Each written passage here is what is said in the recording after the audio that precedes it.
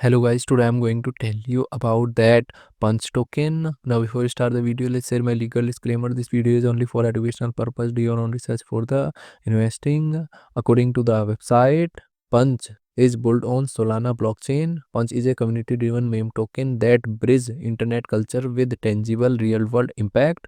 The project features a beloved resident monkey from Lichwaka City Zoo, a zoological garden in Cuba, Japan. Unlike typical meme tokens, Punch maintains an official relationship with Lichkawa City Zoo, having obtained verbal authorization from zoo administration to create and commercialize imaginary of their resident monkey. This relationship is sustained through documented donation receipt, business cards from zoo officials, and ongoing communication channels with the institutions.